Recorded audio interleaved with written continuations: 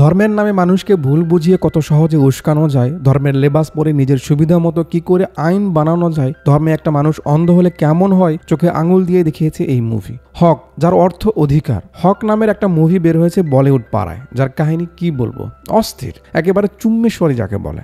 এমন টপিকের উপর মুভি আমি কত খুঁজেছি, আজ পেয়েছি, মন মতো বসানো হবে। বলিউডে সাধারণত ধর্ম নিয়ে মুভি হলে তাতে প্রোপাগান্ডা ভরে ভরে থাকে, কিন্তু এই মুভি প্রমাণ করে দিয়েছে যে প্রোপাগান্ডা, এজেন্ডা, এক গোষ্ঠীকে পচানো ছাড়াও কিভাবে মুভি বানানো যায়, তাও আবার এমন ভাবে যায় যে দেখবে আত্মা কেঁপে উঠবে। What a movie, what a acting man. আমি জাস্ট ফ্যান হয়ে গেলাম নতুন করে। বলছিলাম ইয়ামি গৌতম আর ইমরান হাশমির কথা। ইমরান হাশমি বরাবর আলাদা ধরনের মুভি চয়েস করে, এটা আমরা দেখে এসেছি। পুরনো অভিনেতা, সঙ্গে ভালো একজন মানুষ, তার পুরনো ফ্যান আমরা। বাট আমি বেশি অবাক হচ্ছি ইয়ামি গৌতমকে দেখে। ইস, মেয়েটার অ্যাক্টিং যত দেখছি মুগ্ধ হচ্ছি। কি অ্যাক্টিং করেছে আমারই। কিছু কিছু জায়গায় তো আপনার চোখ দিয়ে পানি আসতে বাধ্য হবে, এমন এক্সপ্রেশন, রিয়াকশন, সিচুয়েশন অনুযায়ী উপস্থাপনা, জাস্ট অমায়িক। মুভি ব্লকবাস্টার হবে তাতে কোনো সন্দেহ নেই। সব থেকে মজার ব্যাপার হলো ধর্ম আর আইনকে মেনটেন করে, কোনো কিছু অতিরিক্ত না করে, কমেডির নামে মাথা না ঘুরিয়ে, রোমান্সের নামে অশ্লীলতা না দেখিয়ে সিম্পলি কাহিনীর দিকে ফোকাস করেছে, যাতে সবাই মিলে দেখতে পারে। ইনফ্যাক্ট আমার সাজেস্ট থাকবে সবাই মিলে দেখুন, যাতে মনে মনে রিয়েলাইজ করতে পারেন আপনার চিন্তা কেমন ছিল আর এখানে কি বলা হলো। মুভির ভিতরে যে কথাগুলো বলা হবে মাথায় রাখবেন, যেন আপনার পরিচিত কেউ এমন না করে বা তার সঙ্গে যেন এমনটা না হয়। মুভিতে যা যা দেখবেন হতে পারে সেগুলো সাজানো, কিন্তু বাস্তবতার চিত্তে বানানো। মুভির কাহিনী বানু, ভারত কি বেটি, জিগ্না ভোরা একজন রাইটার, তার বই থেকে নেওয়া হয়েছে। 1985 ইন্দোরের শাহবানুর কেস, যেটা নাড়িয়ে দিয়েছিল গোটা ইন্ডিয়া, সেই বাস্তব ঘটনাকে কেন্দ্র করে মুভিটা বানানো হয়েছে। তার মানে যা যা দেখবেন সেম কাজ, সেম সিচুয়েশন একটা মানুষ পার করেছে। মুভির মূল কাহিনী শুরু করবো, তার আগে হালকার মাঝে ঝাপসা মারতে হবে। আপনি জ্ঞানী মানুষ, ওদিকে কান দিতে হবে না, বরং নেড়ে চেড়ে বসুন, ভিডিও লম্বা হতে চলেছে। তো কথা বলছিলাম সবচেয়ে বিশ্বস্ত বুকমেকার পিএজি এবং সিরিজের অফিসিয়াল পার্টনার অন এক্স অ্যাপের ব্যাপারে। এখানে আপনি cricket, football, tennis live match দেখতে পারবেন এবং তাদের স্কোর ভবিষ্যৎবাণী করে সহজেই মামু আয় করতে পারবেন। সঙ্গে থাকছে বিএমডব্লিউ গাড়ি, আইফোন, ল্যাপটপ এবং আরো অনেক নগদ পুরস্কার জেতার সুযোগ। এই অ্যাপে আপনি crash, crystal, under and over 21 ইত্যাদি খেল সহজে কামাই করতে পারবেন। বিকাশ, নগদ, রকেট, ব্যাংক, ক্রিপ্টো, পেপাল এবং অন্যান্য সহজ পদ্ধতির মাধ্যমে সহজে আপনার জেতা মামু তুলতে পারবেন। থাকছে 24 ঘন্টা 7 দিন গ্রাহক সহায়তা। গুগলে গিয়ে অনেক লিখে সার্চ করে প্রথম যে ওয়েবসাইটটা আসবে সেখানে গিয়ে রেজিস্ট্রেশন করুন। আর রেজিস্ট্রেশনের সময় আমার প্রোমো কোড সিনে99 ব্যবহার করে প্রথমবার ডিপোজিটে পান 12,000 পর্যন্ত মামু। Wish you very all the best. তবে ভাইগিনা বোনাসের কথা শুনে মাথা গরম করতে হবে না, বি কেয়ারফুল। ফাইন্যান্সিয়াল রিস্ক এর সঙ্গে জড়িত, তাই বুঝে শুনে, ঠিক আছে?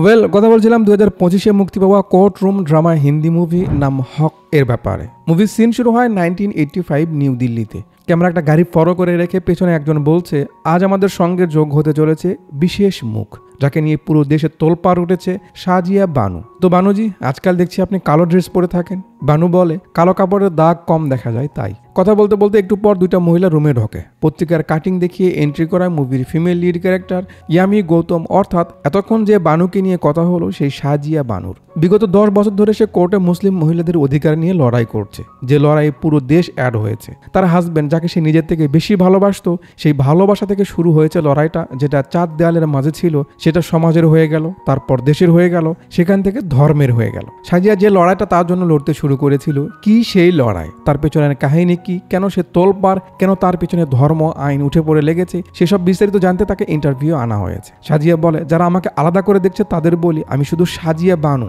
আমার যুদ্ধটা শুধু একটা ব্যাপারেই, হক, অধিকারের। মুভির টাইটেল উঠে সেন পেছনে নিয়ে আসে 1967 শাঙ্কানি, উত্তরপ্রদেশে। মানে এখন থেকে যেই কাহিনীগুলো দেখছেন এগুলো ফ্ল্যাশব্যাকে তার কাহিনী শোনানো হচ্ছে আর কি। সাজিয়ার বিয়ে ঠিক হয় আহমেদ খান, ইন্দোরের একজন লয়ারের সঙ্গে। দুজনের কথা হয়েছে অনেক আগে থেকেই, কিন্তু বানু তাকে কখনো দেখেনি, তাই কৌতূহল নিয়ে লুকিয়ে তাকে দেখতে কোর্টে চলে আসে। সেদিনই তাদের প্রথম দেখা হয়। আর এখানে এন্ট্রি হয় মুভির male lead character Emraan Hashmi boss, অর্থাৎ আহমেদ খানের। যেহেতু আগে কথা হয়েছে তাই একে অপরের প্রতি ভালোবাসা জন্মেছিল। বিয়ের অনুষ্ঠান শুরু হয় ধুমধাম করে, পারিবারিকভাবে ইসলামী রীতি রেওয়াজ অনুযায়ী বিয়ে হয়। যখন বর বউ কবুল বলে, এটা জীবনের আলাদা একটা অনুভূতি। একটা মানুষ কবুল বলে আর একটা মানুষের কাছে নিজেকে সঁপে দিচ্ছে। সে যদি ভালো হয় ভালো, খারাপ বলে তো গেল। সবকিছু জেনে বুঝে কবুল বলা হয়। আজ থেকে সারা জীবন তার নাম হয়ে গেল, দুনিয়ার সব থেকে আপন হয়ে গেল সেই মানুষটা। এই কবুল শব্দটা বলার সময় হয়তো আমরা এতটা ভাবি না, কিন্তু ভাবা উচিত। খুশি খুশি বিয়ে হয়ে যায়। দুজনকে বেশ লাগছিল বিয়ের জোড়ায়। বিয়ের পর সাজিয়াকে নিয়ে খান সাহেব তার বাড়ি ইন্দোরে চলে আসে। নতুন নতুন বিয়েতে যেমনটা হয়, খুশির সীমা থাকে না, সাজিয়ারও ছিল না। এত সুন্দরভাবে যে তার সময়টা যাবে সে নিজেও জানতো না। খান সাহেব তার খুব খেয়াল রাখে, যেন সেই তার দুনিয়া। সাজিয়ার শাশুড়ি রয়েছে যে পাকিস্তানে থাকে, এখানে ননদ ও তার হাজবেন্ড রয়েছে যে খান সাহেবের সঙ্গে কাজবাজ করে। খুশির সময় তো একটু তাড়াতাড়ি চলে যায়, দেখতে দেখতে মাঝখানে 1.5 বছর পার হয়ে যায়, সাজিয়া প্রেগনেন্ট হয়ে যায়। খান সাহেব সাজিয়াকে কতটা ভালোবাসে বা কতটা ভালো রেখেছে তার একটা নমুনা আমি আপনাদের দেখাই। সাজিয়া বাড়ির এই জায়গায় গোলাপের গাছ লাগাবে, পাশের বাড়ির মৌলভী সাহেব মানে মসজিদের ইমাম আর কি, সাজিয়াদের জায়গার ভিতরে বাড়তি একটা সানসাইড করে রেখেছে। সাজিয়া যখন সেটা ভেঙে দিতে চাই মৌলভী সাহেব চিল্লাপাল্লা করে, খোঁচা মেরে কথা বলে, হ্যাঁ মেয়ে মানুষ তোমার তো ভাব কিসের। সাজিয়া পুলিশ ডাকতে চাই, সে খোঁটা দেয়, আর জায়গা কি তোমার নাকি যে পুলিশ ডাকবে, মেয়ে হয়ে তার আবার কিসের জোর, এমন ভাবে।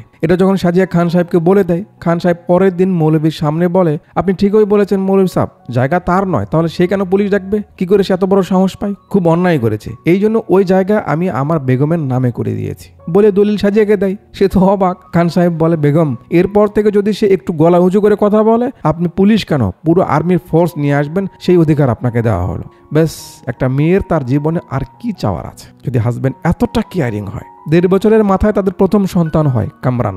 প্রথম সন্তানের পর যেন তারা নতুন করে প্রেমে পড়লো, সারাক্ষণ ফোনে লেগে থাকা, কথা বলা, খান সাহেবের তাকে ভালোবাসার কথা বলা, ভালোবাসার কমতি ছিল না, সবকিছু যেন স্বপ্নের মতো। প্রথম বাচ্চার 1 বছরের মাথায় দ্বিতীয় সন্তান হয় সাজিয়ার, নাম রাখা হয় কানিস। এবার একটু সংসারের চাপ বেড়ে যায়, খান সাহেবের ব্যস্ততা বেড়ে যায়, আগের মতো আর কথা হয় না, অভ্যেস যেটা ছিল তা পাল্টে গেল একেবারে। তাদের মাঝে শুধু রাতেই দেখা হয়, তখনও সে ক্লান্ত থাকে। যে কাপলদের দেখে মানুষ বলতো সাজিয়া বুঝি খান সাহেবের উপর কালো জাদু করেছে, দুজন দুজনকে এতটা সময় দিত, কিন্তু এখন সেই খান সাহেবের মনেই থাকে না আজ তাদের অ্যানিভার্সারি। প্রতি বছর বিবাহ বার্ষিকীতে খান সাহেব তাকে মুভি দেখাতে নিয়ে যেত, এখন কাজ ব্যস্ততার চাপে আর হচ্ছিলই না। মাঝে 2-3টা বছর পার হয়, সাজিয়া আবার প্রেগনেন্ট হয়। সময়টা নর্মালি যাচ্ছে, যেমনটা দ্বিতীয় সন্তানের পর থেকে যাচ্ছিল তেমনই। একদিন বাচ্চারা কুকুরের ছানা নিয়ে খেলছিল বলে পাশের বাড়ির মৌলভী সাহেব আবার কথা শোনায়, কুকুর মানেই নাকি নাপাক, টুটকা মুন্সি হলে যা হয়। সে জানেই না যে যদি কেউ শিওর হয় যে তার গা নাপাক নয়, তাহলে কুকুর পাক, তাকে স্পর্শ করলে কিছু হবে না। যাক, তার চিল্লানি শুনে সাজিয়া ফোন দেয় আহমদকে। সে সবকিছু তাকে খুলে বলে, এরকম করছে মৌলভী সাহেব। সে ক্লায়েন্টের সঙ্গে বিজি ছিল বলে ঠিকমতো কথা না বলে ফোনটা মুখের উপর কেটে দেয়। ব্যাপারটা নিয়ে সাজিয়া একটু অভিমান করে থাকে। খান সাহেব রাতে রুমে এলে সে যেন তার অভিমান বোঝে, তাই মুখ ফিরিয়ে থাকে, কিন্তু খান সাহেব তার কাছে না গিয়ে ব্যাগ বের করে গোছাচ্ছে। কি হলো, কি করছেন? খান সাহেব বলে, পাকিস্তান যাব।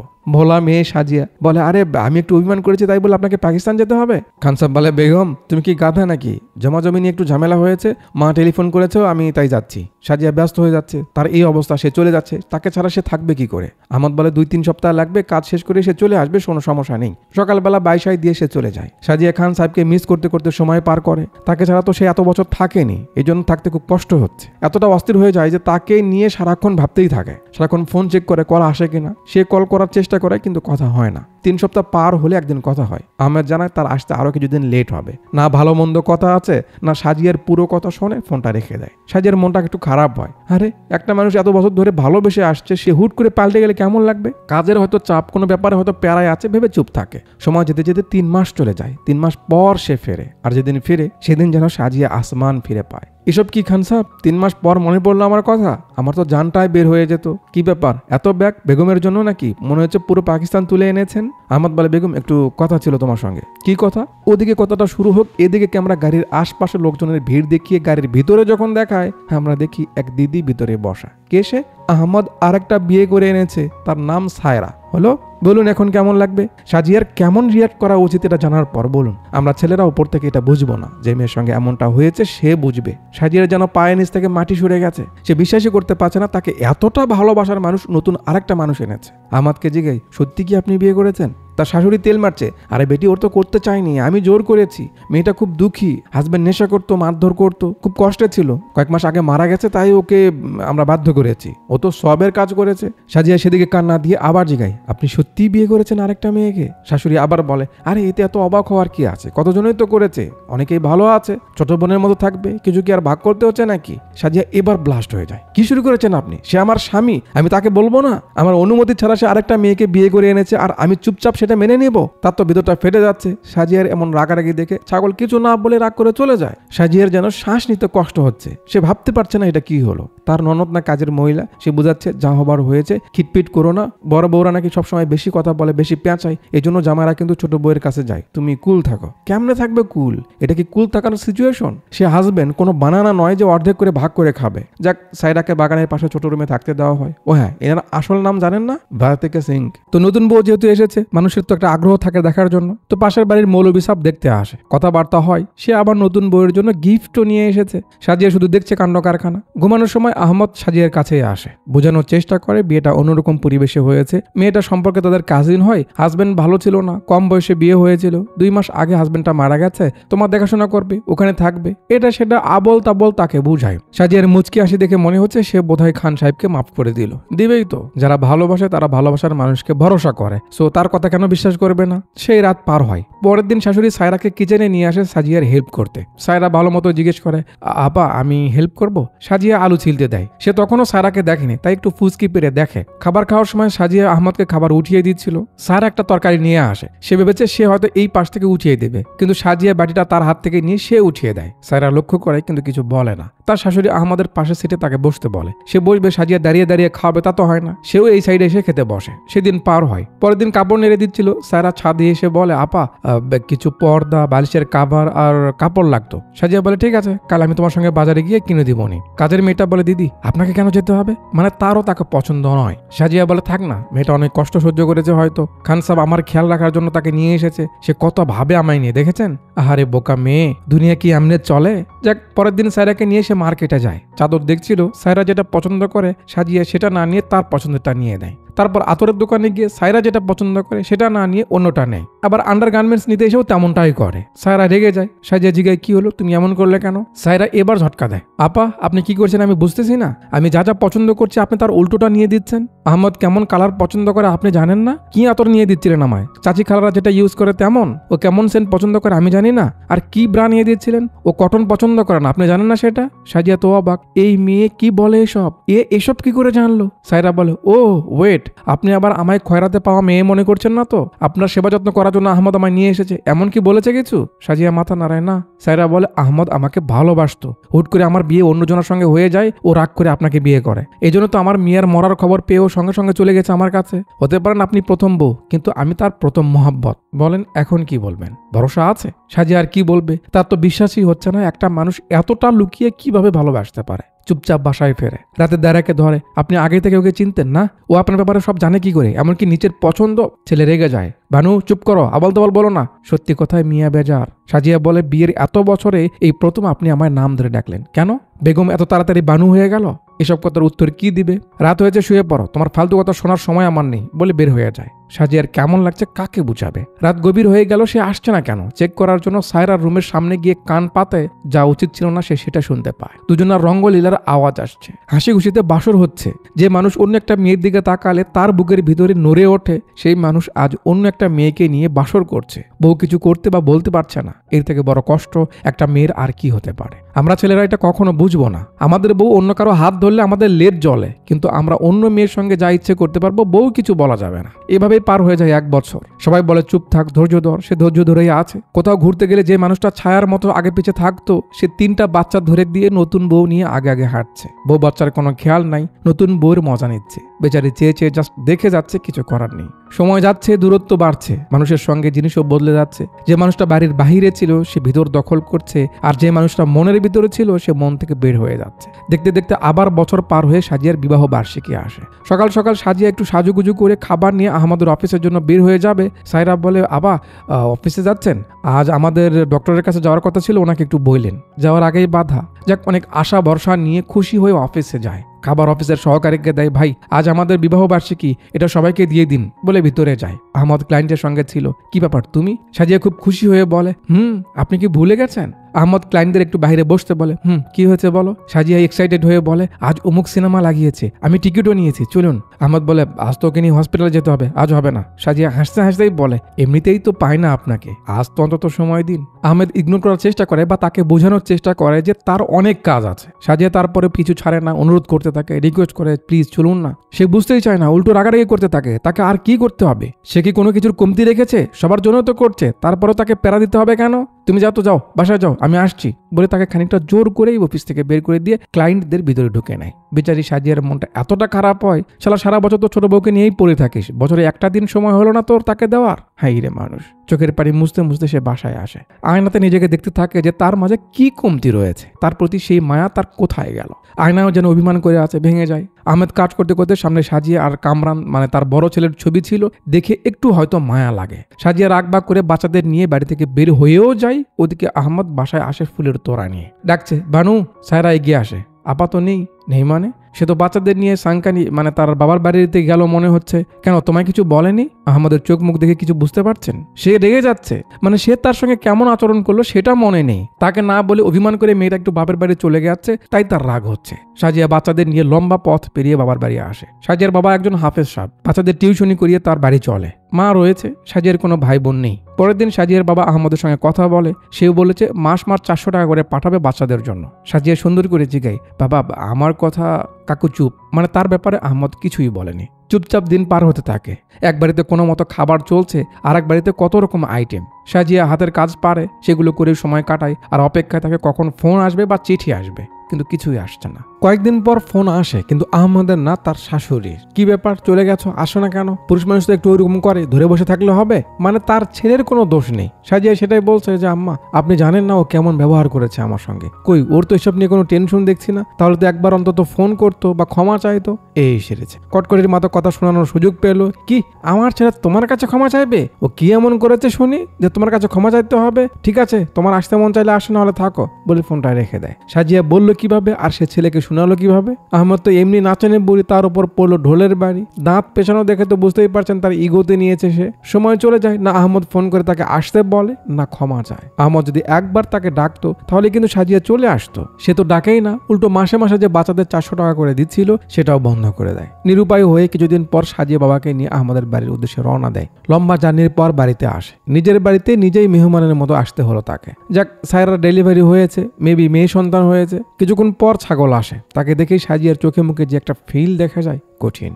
আহমদ কানিজকে কোলে নিয়ে একটু আদর যত্ন করে, তার বাচ্চাকে দেখাচ্ছে। সাজিয়া বলে একটু কথা বলা যাবে? তার রুমে আসে। সাজিয়া জিগায় কেমন আছেন? ছাগল একটু মশা নিয়ে বলে ছাড়ো, বলো কি মনে করে এলে? সাজিয়া বলে বাচ্চাদের ব্যাপারে জিগাইলেন না? টাকা পাঠানো বন্ধ করে দিলেন যে। ও, তাহলে তুমি টাকার জন্য এসেছো? সাজিয়া বলে না, বাচ্চা কি আপনার না? দায়িত্ব কি আপনার নেই? আহমদ বলে এটা বুঝলে কি না বলে বাচ্চাদের নিয়ে চলে যেতে? সাজিয়া বলে শুধু যাওয়া চোখে পড়েছে, কেন গেছে আপনি বোঝেননি? ছাগল রেগে যায়, না বুঝিনি। বুঝাও আমায়, তুমি বুঝাও। একটা বিবাহ বার্ষিকীতে তোমায় সিনেমা দেখাতে নিয়ে যায়নি বলে তুমি বাচ্চাদের নিয়ে বাপের বাড়ি চলে যাবে? কেন, ব্ল্যাকমেল করতে চাও আমায় দ্বিতীয় বিয়ে করেছি বলে? সাজিয়া বলে আস্তে কথা বলুন। জি, ভুল করেছেন আপনি। আহমদ বলে ভুল না, আমি সওয়াবের কাজ করেছি। সাজিয়ার মেজাজ খারাপ হয়ে যায়। তাই না? সওয়াবের আশা করলে নামাজ পড়তেন, জাকাত দিতেন, হজ করতেন, সেগুলো ছেড়ে বিয়ে করতে হলো? আহমদ বলে ছাড়ো, তোমার আসলে সমস্যা বিয়েতে না, সমস্যা সায়রাকে নিয়ে। তুমি তাকে হিংসে করো, জ্বলো ওকে দেখে। সাজিয়া বলে হ্যাঁ জ্বলি, ঠিক আছে স্বীকার করছি। জ্বলবো না কেন? আমার থেকে সুন্দরী, লেখাপড়া জানে, হিংসে তো হবেই। আমি মানছি জ্বলি। এবার তাহলে আপনিও স্বীকার করুন যে আপনি সৎ জ্ঞানে জেনে বুঝে আমাকে ধোঁকা দিয়ে নিজের খাহেশের জন্য তাকে বিয়ে করেছেন। আহমদ বলে তুমি যদি সত্যি বউ হতে, একজন নেক আর সঠিক মুসলমান হতে, তাহলে এমন কথা কখনো বলতে না। সাজিয়া অনেকটা অবাক হয়ে বলে এক ওয়াক্ত নামাজও আপনি পড়েন না, ঘুষের টাকা আপনি রাখেন, শুক্রবারের নামাজের জন্য আমি আপনাকে জোর করতাম, সেই মানুষ আপনি বলছেন ঠিক বেঠিকের কথা? মুসলমান হওয়া আর ইসলামকে বোঝা আলাদা জিনিস খান সাহেব। আহমদ বলে আরে ছাড়ো, যে মেয়ে বিয়ের মতো একটা বন্ধনকে পুতুল খেলা ভেবে বাড়ি ছেড়ে চলে যায় তাকে আর কি বলবো? এই শালা কি 200 গ্রাম মাথার তার কাটা নাকি?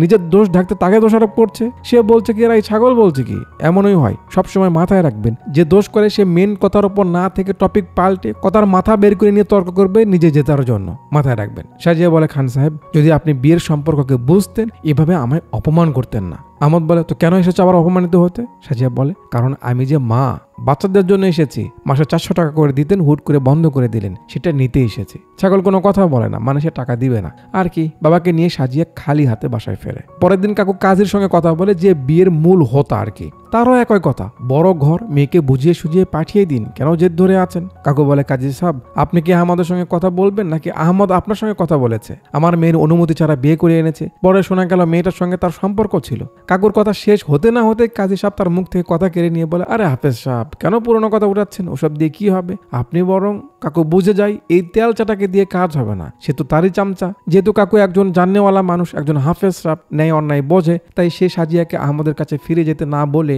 তার সঙ্গ দেয়। বেটি, যে পথে আমরা যেতে চলেছি এই পথ লম্বা হতে চলেছে, ফিরে আসা যাবে না কিন্তু। সাজিয়া বুঝতে পারে তার বাপ কি বলছে। সিন কাট করে পরে সিনে আমরা দেখি বাপ মেয়ে কোর্টে হাজির। একটা উকিলের কাছে গিয়ে মামলার কথা বলে। সে যখন দেখে আসামি আহমদ খানকে বানিয়েছে, রিয়াকশন পাল্টে যায়। সে কাজের কাছে যেতে বলে। সেই খবর আবার পিছ থেকে আহমদের সহকারী শুনতে পেয়ে তাকে গিয়ে বলে দেয় এই ঘটনা। অবভিয়াসলি সে ভালোভাবে নেবে না। তার কয়েকদিন পর 1975 আলিগড়ের সেশন কোর্টে প্রথম ডেট পড়ে। বিয়ে হয়েছিল কততে মনে আছে? 1967-এ। তাদের কাছে ডাক পড়লে বাপ মেয়ে এগিয়ে যায়। জজ সাহেব জিজ্ঞাসা আপনার সঙ্গে এর উকিল কই? সাজিয়া বলে উকিল তো নেই স্যার, আমি আমার সব অভিযোগ ওখানে লিখে দিয়েছি। আরে ম্যাডাম, এটা স্কুল না যে লিখে দিলেই সব হবে, উকিল লাগবে। সাজিয়া বলে স্যার উকিল তো নেই, আমার হাজবেন্ড দ্বিতীয় বিয়ে করেছে আমাকে না বলে, আমার ছোট ছোট 3টা বাচ্চা। জজ সাহেব বলে আরে এটা তো মুসলিম লর মামলা, আপনি কাজের কাছে যান, এখানে কেন এসেছেন? সাজিয়া বলে স্যার গেছিলাম, কিন্তু আমার সমাধান এখানেই হবে। জজ সাহেব তো উকিল ছাড়া কেস দেখবে না, মানে যে উকিল কেস নিতে চেয়েছিল খান সাহেবের কথায় সে হয়তো আসেনি বা পল্টি নিয়েছে।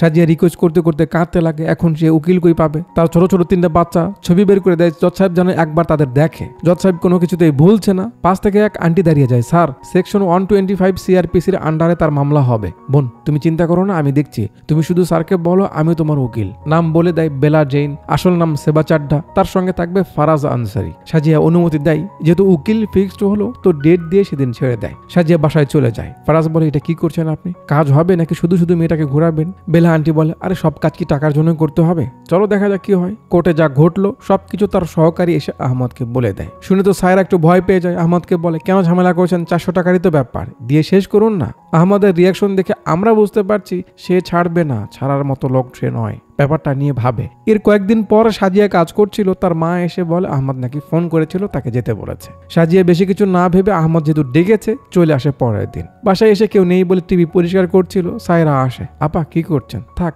আমি করাবো নি। সাজিয়া জামা বের করে দেয়, তার মেয়ের জন্য গতবারই এনেছিল কিন্তু দিতে ভুলে গেছে। ননদ এসেছে, কথা বলে। শাশুড়ি তো আছে খোঁটা দিয়ে কথা বলতে। যাই হোক তোমার কোর্টে যাওয়া উচিত হয়নি, অনেক বকাঝকা করে ওকে বুঝিয়েছি, যাও সামনাসামনি বসে কথা বলো, বেশি কথা যেন বলিও না। সাজিয়া মদনের সামনে বসে। আহমদ এবার আগে বাচ্চাদের ব্যাপারে জিজ্ঞেস করে। সাজিয়া খুশি খুশি বলে কে কত বড় হয়েছে আর কে কি কি দুষ্টামি করে। আহমেদ বলে তুমি যা করেছো এটা কি ঠিক করেছো? আর যাই হোক তোমার কোর্টে যাওয়া উচিত হয়নি, আমি তোমার কথা অনেক ভেবেছি, তুমি যা বলেছো ঠিকই বলেছো। আমি সায়রাকে সবের জন্য বিয়ে করিনি, পুরো সজ্ঞানে নিজের ইচ্ছেই বিয়ে করেছি। আর হ্যাঁ আমি ওকে ভালোবাসতাম, অনেক ভালোবাসতাম। ওর বিয়ে হওয়াতে রাগ করে তাড়াহুড়ো করে তোমায় বিয়ে করেছি, যেটা আমার ভুল হয়েছে। আমার আরো একটু সময় নেওয়া লাগতো, ওর জন্য অপেক্ষা করা লাগতো। সাজিয়ার দুনিয়া উলটপালট হতে চলেছে, এতেই সামনে ঝটকা তো বাকি আছে। এরপর আহমেদ যা বলে সাজিয়া কল্পনাও করতে পারেনি। হারামি বলে যেহেতু আমি ভুল করেছি তো এখন এর সমাধান আমিই করছি বলে পকেট থেকে টাকা বের করে ধামধাম করে তার সামনে ফেলে দেয় আর বলে তালাক। সবাই তো অবাক, কারণ কেউ জানতো না এমন কিছু করবে। সাজিয়া ছোট বাচ্চা ইব্রাহিমের কথা বলে, সামনে ওর জন্মদিন, আহমেদ কি করছেন?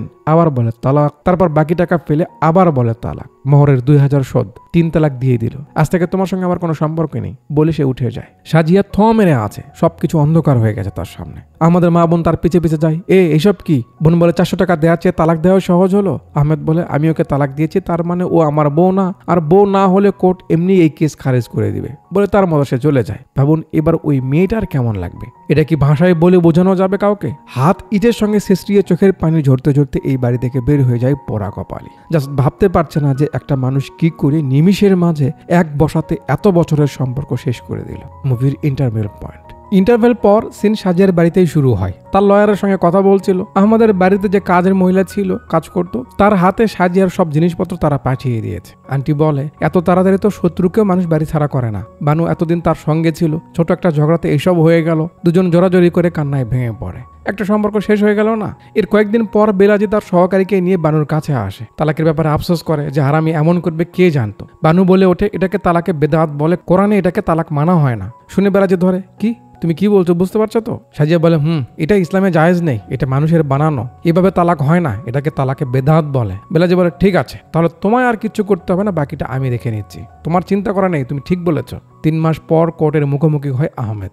বেলা তার পক্ষের কথা বলে। আহমেদ বলে সে তার বউকে 3 মাস আগেই তালাক দিয়েছে, সো যখন সে তার বউ না তাহলে কেন খরচ দিবে? বেলাজি উল্লেখ করে আজাদ সাহেব আহমেদ সাহেব যে তালাকের কথা বলছে এটাকে তালাকে বেদাত বলে। অনেক মৌলানা আলেমোলামারা এটাকে অস্বীকার করেছে, ইসলামের বহির্ভূত নিয়ম বলেছে। আহমেদ অবজেকশন জানায় যদি তারা ইসলামী শরীয়ত নিয়েই কথা বলে তাহলে তো এটা তো মুসলিম লর আন্ডারে চলে গেল, আর মুসলিম লর আলোচনা এখানে কেন হবে? জজ সাহেব আহমদের কথায় সায় দিয়ে এই মামলা মুসলিম বৈঠক বা ইসলামী ফতোয়ার মাধ্যমে সমাধান করতে বলে, কারণ এটা খুব সেন্সিটিভ একটা ব্যাপার। জজ সাহেব যেহেতু হুকুম দিয়েছে, কিছু তো করার নেই। সাজিয়ার বাবা তাকে নিয়ে পরে এক বৈঠকে আসে, যেখানে কাজী সহ আরো বড় বড় কিছু লোক ছিল। সাজিয়া পর্দার পেছনে ছিল। এক তেল চাটা বলে, এত বড় নাজুক মামলা নিয়ে তারা কোর্টে গেছে, তারা তো ইসলামের বিরোধিতা করেছে। সাজিয়া বলে, আপনারা যদি সমাধান করতেন আমাদের ওখানে যেতে হতো না। আমার বাবা তো 1 বছর আগে কাজী সাহেবের কাছে গেছিল, তাকে জিজ্ঞান সে কি বলেছিল। তেলা বলে, তো কি, কাজী সাহেবের রায় তোমার মন মতো হবে না বলে তুমি কোর্টে চলে যাবে? লম্বা তর্কাতর্কি হয়। তারা যেহেতু টুটকা মুন্সি, নিজেদের ফায়দার জন্য সাজিয়ার বাবাকে ইসলামের বাহানায় তাদের মতামত বোঝানোর চেষ্টা করছিল। সাজিয়া খুব ভালো কোরআন সম্পর্কে জানে বা বোঝে, তাই সে সব কথার উত্তর দিতে থাকে। এখন জানেনই তো, মূর্খ মুরব্বীরা যখন যুক্তিতে পারে না তখন তারা বলে, বেশি কথা বলো কেন? আবার যখন তাদের সম্মান দেখে চুপ করে থাকবেন তখন বলবে, কি কথা বলো না কেন? এখানেও পরিবেশটা তেমনই। সাজিয়া তো এদের থেকে কোরআন ভালো জানে, তাই ইচ্ছে মতো এদের ধুয়ে দেয় যে শরীয়ত ইসলামের কথা বলে ভুলভাল বোঝাতে হবে না। কোরআনে স্পষ্ট বলা আছে, তোমরা যদি একের অধিক স্ত্রী রেখে তাদের সঙ্গে ন্যায় করতে না পারো, তোমার যদি মনে হয় তুমি চুল পরিমাণও অন্যায় করবে, তাহলে একের অধিক বিয়ে করো না, এটা অন্যায়। এসব কি আপনাদের চোখে পড়ে না? আমি আর আমার উপরওয়ালা জানে তার সঙ্গে আমার সম্পর্ক কেমন। আমি না ইসলামের বিরোধিতা করছি আর না সমাজের। আমি যা করছি ঠিক করছি। বাপ পাশে থাকলে মেয়ের কিসের ভয়? কাকু পুরোপুরি বানুকে সাপোর্ট করে সেখান থেকে বের হয়ে আসে। সেখান থেকে তো কোনো ফয়সালা পেল না, কোর্টের দরজা তো খোলা আছে, সেটা ছাড়ে না। সাজিয়া জানতো এখানে সমাধান পাওয়া যাবে, কিন্তু লম্বা সময় লাগবে। সে হাল ছাড়ে না, আর তার বাবা তার পিছু ছাড়ে না। আর এই সব কিছুর মাঝে সাফার করছিল তার বাচ্চারা। বাড়িতে খাবারের উৎস কম ছিল, বাচ্চাদের ডিমান্ড বাড়ছিল। সে যতটা পারছে তাদের বুকের সঙ্গে আগলে রাখছে। ডেট পরে যেতে হয়, আবার ডেট পরে যেতে হয়। রোজ কালো কোটে আহমদকে দেখে দেখে সাজিয়া তার বিয়ের শেরওয়ানি পরা মুহূর্তের কথা ভুলেই গেছে। এভাবেই দিনের পর দিন যাচ্ছে, আর এর সঙ্গে পার হয়ে যায় 4টা বছর। আহমদ এখনো সেই কথাতেই আছে যে কোর্টের সময় নষ্ট করা হচ্ছে, তাকে শুধু বেইজ্জত করার জন্য এই মামলা এখানে লড়া হচ্ছে। বেলাজি বলে, জজ সাহেব, খান সাহেব বছরে 70,000 রোজগার করে, সেখান থেকে মাসে 400 টাকা তার বাচ্চাদের দেখাশোনার জন্য সাজিয়ে দাবি করেছে। এতেই সে দ্বিমত দেখাচ্ছে। দ্বিতীয় বিয়ে সে করেছে, ভুলভাবে তালাক সে দিয়েছে, আর সাফার করবে সাজিয়া? সে তো এখনো তার বউ আছে। আহমদ অবজেকশন জানায়, কি হলো? সে বলে, ইসলামে বিবাহ একটা কন্ট্রাক্ট নামা, ইকরানামা, 7 জন্মের বন্ধন নয় যে হিন্দুদের নিয়ম এখানে অ্যাপ্লাই করা যাবে। এখন কথা হলো, কন্ট্রাক্ট নামা যখন বানানো হয় তখন তার সঙ্গে টার্মস অ্যান্ড কন্ডিশনও তার মাঝেই থাকে। আর সবকিছু মেনে নিয়ে বিয়েতে রাজি হচ্ছে বলেই তো কাজী 3 বার জিজ্ঞাসা কি রাজি কিনা। কবুল কবুল বলে আমরা মেনে নিই। তো যখন কোনো কন্ট্রাক্ট তৈরি হয় সেটা আবার ভাঙাও হয়। আমি বানুকে কন্ট্রাক্ট মতো 2000 মহারণা পরিশোধ করেছি। এখন সে বাড়তি টাকার দাবি করে ওই কন্ট্রাক্টের বিরুদ্ধে যাচ্ছে। বেলাজিবার জজ সাহেব honourable supreme court Bai Tahera versus Ali Zafar বা অন্যান্য এমন কিছু মামলায় রায় দিয়েছিল যে সেকশন 125 সিআরপিসির আন্ডারে যদি কোনো মুসলিম মহিলাকে তালাক দেওয়া হয় তাকেও মেনটেনেন্সের টাকা দিতে হবে, চাই মহারণা বা অন্যান্য কোনো নিয়মের টাকা সে পাক বা না পাক। তার মানে যেমনটা খান সাহেব বললেন, সে বানুকে তালাক দিয়ে দিয়েছে, তার মানে সে তার বউ না। তো সেই প্রেসিডেন্সির হিসেবেও আমার ক্লায়েন্ট বানু বেগম মেনটেনেন্সের টাকা পাওয়া সাংবিধানিক অধিকার, তার হক। জজ সাহেবের রিয়াকশন দেখে মনে হচ্ছে এবার সে একটু কনভিন্স হচ্ছে। এদিকে এত লম্বা সময় কেস চলছে, সাংবাদিকদের নজর তো পড়বেই। 1 বছর পর রায় হয়। কোর্ট থেকে বলা হয় সাজিয়া বানুর দাবি মেনে নিয়ে আদালত তাকে 20 টাকা পার মাসে দেওয়ার হুকুম দিল। কি 20 টাকা? যেমনটা আপনার মনে হচ্ছে তেমন সাজিয়াও অবাক। এসব কি, 20 টাকা দিয়ে এখন কি হবে? এটা তো লড়াইয়ের ফলাফল হতে পারে না। সাজিয়া তখনও যুদ্ধ করার মুডেই আছে, সে ছাড়বে না। কিন্তু তার কেসের ব্যাপারে জানাজানি হওয়াতে তার বাবার মক্তবে বাচ্চারা কমতে থাকে। সাজিয়া এর জন্য নিজেকে দায়ী মনে করে, কিন্তু তার বাবা সান্ত্বনা দেয়, দুনিয়ার নিয়ম এটাই বেটি, ভালো মানুষের সঙ্গে খারাপ হবে, চিন্তা করিস না, দেখা যাক উপরওয়ালা কি করে। আল্লাহ যা করে তা তো করবে, মানুষকে বুঝাবে কে? সাজিয়া রাস্তায় বের হলে মহল্লার লোকজন সবাই যেভাবে তার দিকে তাকায় যেন সে ইসলামের বিরুদ্ধে যুদ্ধ ঘোষণা করেছে। সবাই এমনভাবে কানা ঘোষা করে, এমনভাবে দেখে যেন তাকে খেয়ে ফেলবে। আর এই যে মানুষের মনে তাকে নিয়ে একটা ক্রোধ, একটা ভুল বোঝাবুঝি তৈরি হয়, তার খুব বড় একটা মাসুল দিতে হয়। কি? কিছু অন্ধভক্তরা তাদের বাড়িতে হামলা করে। বাচ্চাদের নিয়ে সেদিন সাজিয়া মহা বিপদে পড়ে যায়। নিজের কওমের গাদ্দার মনে করে তারপর চড়াও করা হয়। এখানে কোনো ক্ষতি হলে কেউ সামনে আসবে না, কারণ জনগণ ধরেছে। সবাই বলবে তারা নিজেরাই মারামারি করেছে, আমরা কি করব? সাজিয়া তাড়াহুড়ো করে কি যেন একটা খুঁজে বাচ্চাদের নিয়ে সেই রাতেই এই বাড়ি থেকে পালায়। কই যাবে? পরের দিন সকালে আমরা দেখি বেলাজের সহকারী ফারাজ আনসারিকে নিয়ে সাজিয়া এখানে হাজির। খান এগিয়ে আসে, তুমি এখানে? সাজিয়া বলে, ওখানে পরিস্থিতি ভালো না, বাচ্চাদের নিয়ে থাকা যাবে না, এই জন্য এখানে এলাম। খান বলে, তো তোমার কেন মনে হলো এখানে তুমি থাকতে পারবে? আমি থাকতে দিব। ফারাজ সাহেব একটা কাগজ বের করে দিয়ে বলে, বাগানের পাশের জমি আপনি তার নামে করে দিয়েছিলেন, মনে আছে? যদি মনে না থাকে আপনি চাইলে এর সঙ্গে আরেকটা কেস লড়তে পারেন। বাহ, কঠিন, একদম সঠিক সময় সঠিক চাল। ভাগ্যিস দলিলটা কাছে রেখেছিল। খানের তো এখন কিছু করার নেই। সাজিয়া বাচ্চাদের নিয়ে ভিতরে যায়। বাগান দেখিয়ে বলে, দেখেছিস তোর মা লাগিয়েছিল এটা। যে রুমে সায়রা এসে উঠেছিল এখন সেই রুমে তাকে থাকতে হচ্ছে। একেই বলে নসিব।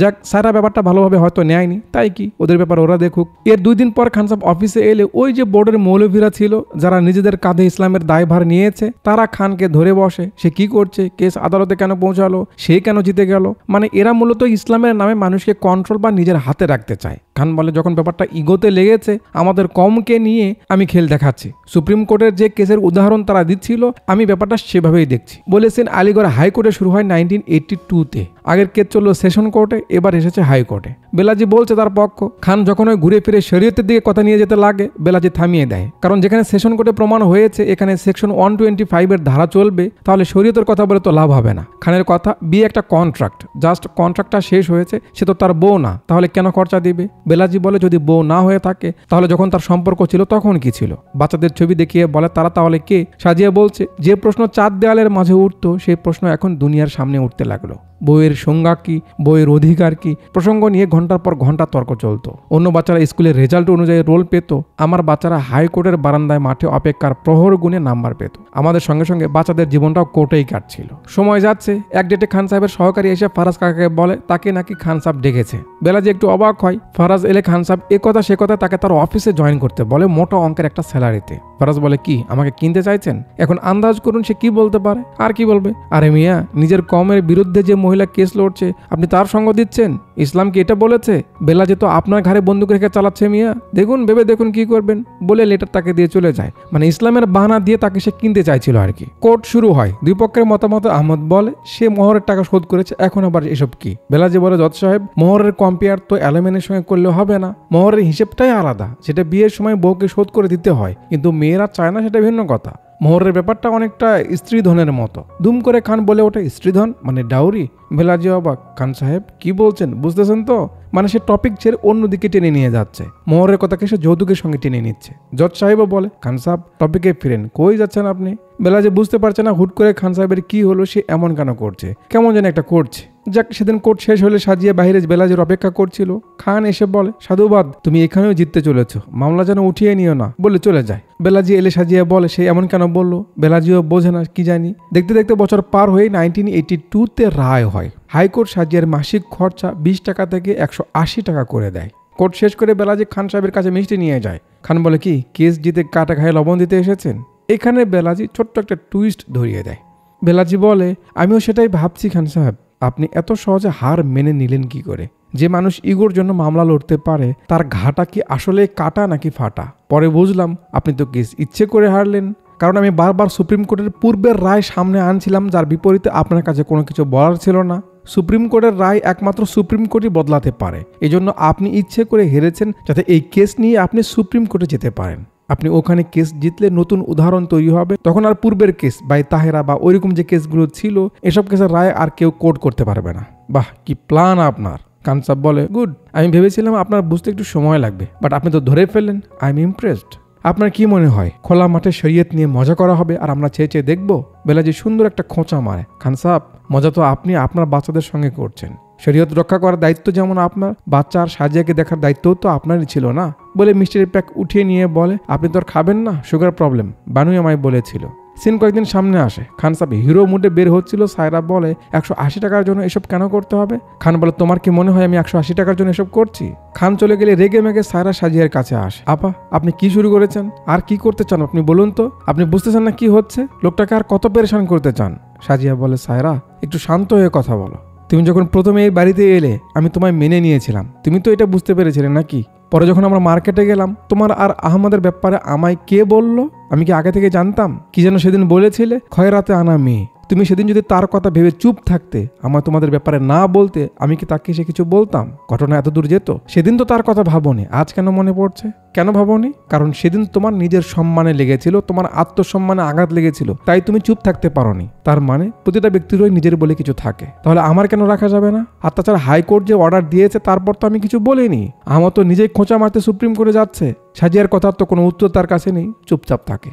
এর কিছুদিন পর রাতের বেলা ফোন বাজতেছিল। খান সাহেব উঠাতে যাবে, কটকটি এসে ধুম করে ফোন ধরে ফেলে। ওপারে সাজিয়ার মা। কটকটি আগে আন্টিকে কিছু কথা শোনায়, সে থাকতে তার মেয়ে এমনটা কেন করলো, এটা সেটা লেসপিতে অনেক কিছু শোনায়। আন্টি কিছু বলে না, চুপচাপ থাকে। খুব নরম স্বরে কাঁদো কাঁদো গলায় বলে, আপা সাজিয়াকে একটু ডেকে দেওয়া যাবে, খুব জরুরি, দিন না। সে মুখের উপর না করে দেয়, ওই মেয়ের এই বাড়িতে ঢোকা নিষেধ বলে ফোনটা রেখে দেয়। পরের দিন ফজরের নামাজ পড়ে সাজিয়া জানালার পাশে কোরআন পড়ছিল। একটু বেলা হলে দেখে ফারাজ সাহেব বাইরে দাঁড়িয়ে। সাজিয়ার ভিতরটা হুট করে কেঁপে ওঠে। কাটটু পরে সিনে আমরা দেখি সাজিয়া তার বাবার বাড়ি আসলো।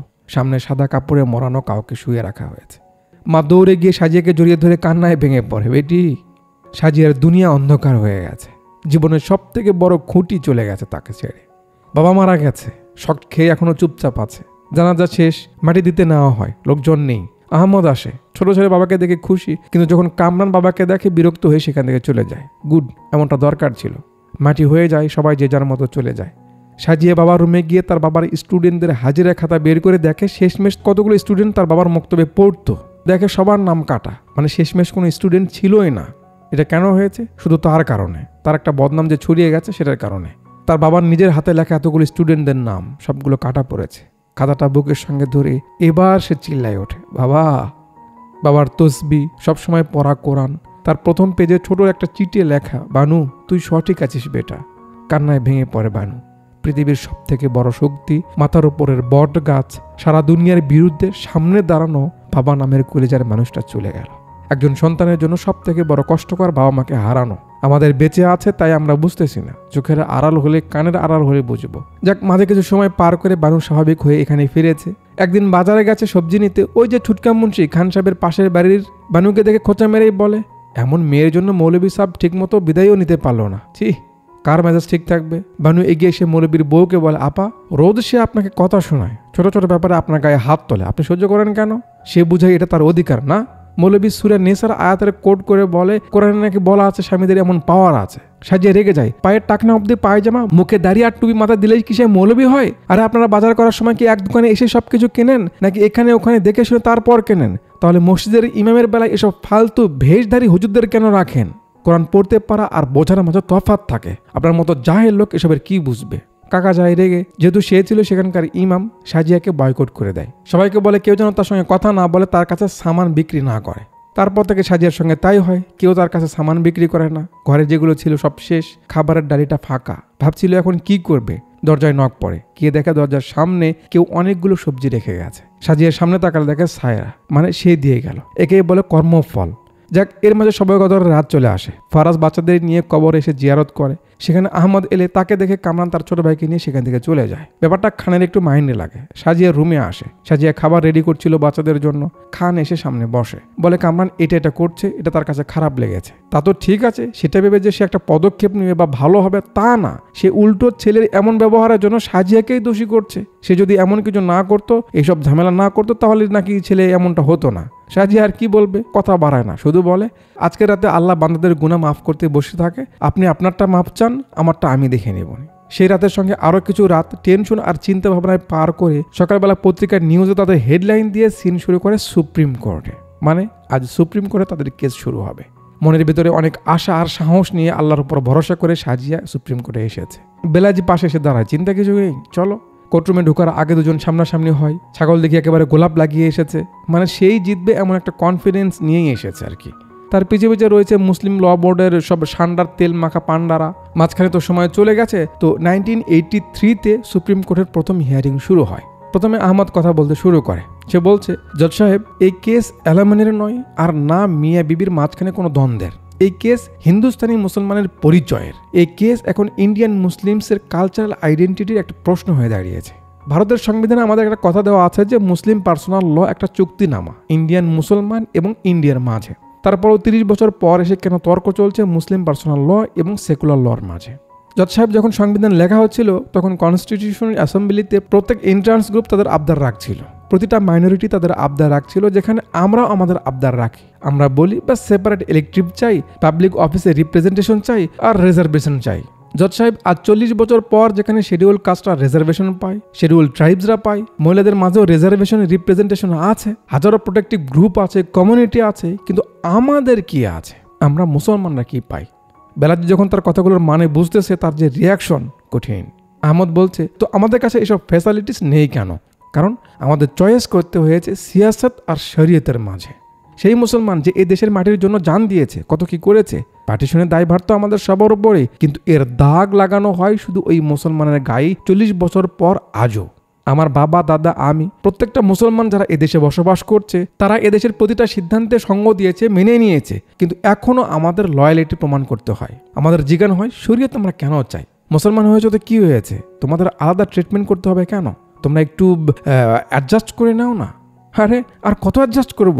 এক এক করে আমরা আমাদের সবগুলো আবদারের সঙ্গে অ্যাডজাস্ট করলাম, সব কিছু ন্যাশনাল ইউনিটির নামে কুরবান করে দিলাম। ব্যাস পরিবর্তে শরীয়তের অটোনমি চাইলাম, সেই শরীয়ত যেটা মুসলমানকে জাস্টিফাই করে, মুসলমানের পরিচয় বহন করে। জজ সাহেব, একজন পাঞ্জাবের মুসলমান আর একজন কেরালার মুসলমানের মাঝে কমন ব্যাপার কি? তাদের কালচারাল আইডেন্টিটি। শরীয়ত শরীয়ত তাদের একত্র করে। এদেশের মুসলমান অনেক কিছু মেনে নিয়েছে, ছেড়ে দিয়েছে, সহ্য করেছে শুধু শরীয়তের জন্য। এখন সেটাও আমাদের থেকে কেড়ে নিয়ে ভরা মজলিসে উলঙ্গ করে দিবে।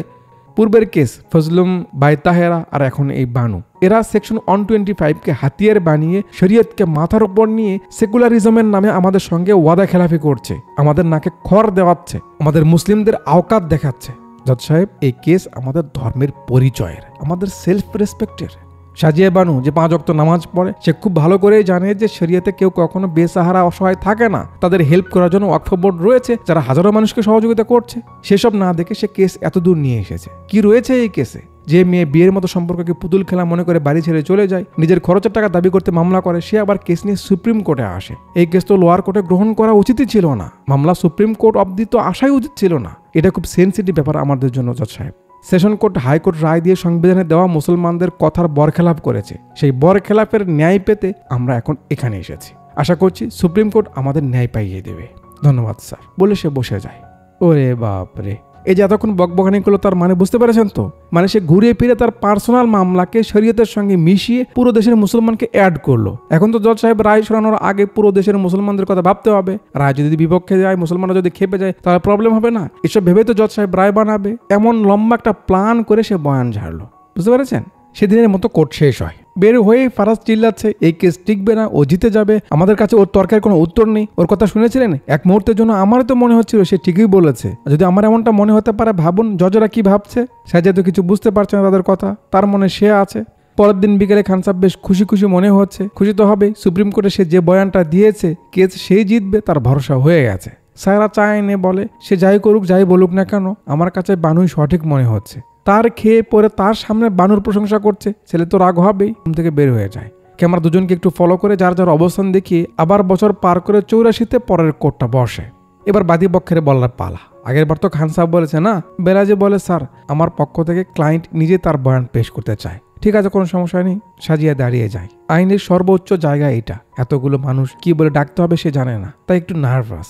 পানি টানি খেয়ে একটু শ্বাস নিয়ে বলে, স্যার আমার নাম সাজিয়া বানু। কথাগুলো মনোযোগ দিয়ে শুনবেন। সাজিয়া বলছে, স্যার আমার নাম সাজিয়া বানু। আমার বাবার কথা বলাতে তার গলা ছোট হয়ে আসে। সাজিয়া বলছে, আমার বাবা অনেক আদর করে আমার নাম রেখেছিল সাজিয়া বানু। সাজিয়া মানে নায়াব, ভিন্ন, অন্যরকম, একটু ব্যতিক্রম। 1 বছর আগে আমার বাবা মারা গেছে। তাকে জানাজার জন্য নিতে কান্ধা দেওয়ার মতো মানুষ ছিল না। যে গ্রামের প্রতিটা বাড়ির মানুষ আমার বাবার থেকে নাম লেখা শিখেছে, সেই মানুষগুলোই আমাদের নাম দেয়ালে দেয়ালে লিখে রাখতো, সঙ্গে গাদ্দার, বেঈমান বা কোনো না কোনো গালি দিয়ে। আমার বাবার শুধু একটাই অপরাধ ছিল, সে আমার বাবা, আমি তার মেয়ে। এখন সেই অপরাধের বোঝা বংশগত ধারে আমার ছেলেরাও পাচ্ছে। আমার বাচ্চাদের সঙ্গে কেউ খেলাধুলা করে না স্যার, তারা নিজেরাই খেলে, কখনো চোর পুলিশ তো কখনো মারপিটের। মেয়েটা দরজা লাগিয়ে দেয়, ছোট ছেলে বাহির থেকে দরজা ভেঙে তাকে মারার চেষ্টা করে। এভাবেই তারা খেলে, কারণ ছোটবেলা থেকে তারা এসব দেখেই বড় হচ্ছে। আমার বড় ছেলে কামরান রোজ ঘুমানোর আগে কমসে কম 4 বার দরজা চেক করে তারপর ঘুমায়, না জানি তার ভাই বোন মায়ের কিছু হয়। অথচ বাচ্চাদের সুরক্ষা করা বাবা মার সব থেকে বড় দায়িত্ব, কিন্তু আমার বাচ্চাদের বাবা কখনো সেই দায়িত্ব বোঝেনি। আর মা, সে তো ডেট হয়ে পড়ে আছে, আজ এখানে তো কাল ওখানে। স্যার অনেকবার ভেবেছি আর পারছি না, কি হবে এসব করে, ফিরে যাই, এসব থেমে দেই। কিন্তু মাথায় আসে, যদি আমার 2টা ছেলে সেম কাজটাই কোনো মেয়েদের সঙ্গে করে যেটা ওর বাপ আমার সঙ্গে করলো, তখন আমার মেয়ে কানিস যে মাকে যুদ্ধ করতে দেখলো, তার থেমে যাওয়া দেখে সে কিভাবে চলবে সমাজে, সে মাথা উঁচু করে কি করে কাউকে উত্তর দেবে। তখন বুঝতে পারলাম আমার এই লড়াইটা আমার থেকেও বড়, শুধু আমার জন্যই না, সেই ধর্মের জন্য যার ভুলভাল ব্যবহার করছে আজকালকার মানুষ। আজ মুসলিম ল বোর্ড আমাদের সঙ্গে রয়েছে, কারণ শরীয়তকে রক্ষা করা নাকি তাদের দায়িত্ব। ঠিক আছে, বুঝলাম। তিনি বললেন বড় লড়াই করেছে, অনেক কিছুর বিনিময়ে শরীয়ত পেয়েছে, সংবিধানে জায়গা পেয়েছে। তো যে শরীয়তের কথা তিনি বলছেন, যে কুরবানির কথা তিনি বলছেন, যে ধর্মের কথা বলছেন, যাকে রক্ষা করার কথা তিনি বলছেন, তার ভিতরে কি মহিলারা নেই? তারা কি মানুষ না? তারা কি মুসলমান না? যত বড় মানুষ তার তত পাওয়ার। যদি পাওয়ারফুল কোনো মানুষ শরীয়তের বিরোধিতা করে, তখন এদের কিছু হয় না। এক মুসলমান নিজাম সাহেব শরীয়তের বাইরে গিয়ে তার সব জমাজমি ছেলে মেয়েদের নামে না করে নাতিপুতির নামে করে দিয়েছে। তখনও হিন্দুস্তানের শরীয়ত কায়েম ছিল, এমন মানুষরাও ছিল, কিন্তু তখন তো কোনো মুসলমানের ইজ্জতও লাগেনি, তখন শরীয়তকে অপমান করার দায় কেউ তো খাড়ায়নি। 1947 সালে হায়দ্রাবাদের নিজাম হিন্দুস্তানের ভিতরে সামিল হতে চাইছিল না, তার জন্য যুদ্ধ হলো, পরে সমঝোতা হলো। শুধু সেই নিজাম সাহেব নয়, তার কুকুরের নামেও রেশন পেত। ওখানে সাধারণ মানুষের কি মূল্য? আর তিনি বলছেন আমার বাচ্চাদের নিয়ে সেই ওয়াকফ বোর্ডের ভিক্ষায় জীবনযাপন করতে। আপনারা ওপর তবকার লোক খান সাহেব, ওপর থেকে একটু নিচের দিকে তাকিয়ে দেখুন, বাস্তবে কাকে রক্ষা করতে হবে? শরীয়ত নাকি শরীয়তের বাঁধনে যে মানুষগুলো কষ্টে জর্জরিত হয়ে আছে তাদের মাঝে সব থেকে পিছে যারা পড়ে রয়েছে মহিলারা, তাদের সুরক্ষার প্রয়োজন। স্যার, হাইকোর্টে সে ইচ্ছে করে কেস হেরে গেছে যেন এই কেসটাকে সে সুপ্রিম কোর্টে এনে পুরনো কেসের রায় পরিবর্তন করতে পারে, যাতে করে তাদের মতো পুরুষরা অনায়াসে দায়িত্ব জ্ঞান ছাড়া বউ বাচ্চাকে মাঝ পথে ফেলে তাদের মতো সামনে এগিয়ে যেতে পারে। যাকে তালাক দিল তার কি হলো তাতে তাদের কিছু যায় আসে না, মোহরের টাকা তো দিয়ে দিয়েছে, সেই টাকা দিয়েই সেই মেয়েটা কোটিপতি হয়ে যাবে। কান্না থামিয়ে থামিয়ে কথা বলতে হচ্ছে, কষ্টগুলো চোখের পানি হয়ে বইছে।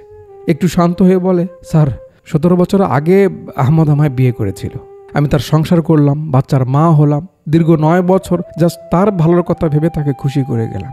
তারপর হুট করে বলা নেই ক নেই দ্বিতীয় বিয়ে করে আনলো, আমি হয়ে গেলাম দ্বিতীয় বউ, বড় বউ। আমাদের সমাজে বড় বউয়ের কাজ হলো যে বউ পরে এলো চুপচাপ কোনো মান অভিমান চিল্লা পাল্লা না করে সংসারের চাবি খুশি মুখে তার হাত তুলে দিতে হবে। খাবার খেতে যে মানুষটা এত বছর তার পাশে দাঁড়িয়ে থাকতো এখন তাকে থাকতে দিতে হবে। আমি পারিনি স্যার, আমি পারিনি এসব করতে। তারপর থেকে যে মানুষটা সারাক্ষণ আমার বেগম বলতে বলতে বিরক্ত হতো না, তার মুখের 3টা শব্দ এক মুহূর্তে 9 বছরের সংঘর্ষ, এত ভালোবাসা সব শেষ করে আমার পুরো জীবনটা নষ্ট করে দিল। বারবার শরীয়তের রক্ষা নিয়ে কথা বলছে, সেই শরীয়তেই বলা আছে যদি কোনো পুরুষ তার বউকে তালাক দেয় সবার সামনে তাকে কোড়া মারতে হবে। আপনি কজন পুরুষের পিঠে এমন দাগ দেখেছেন স্যার?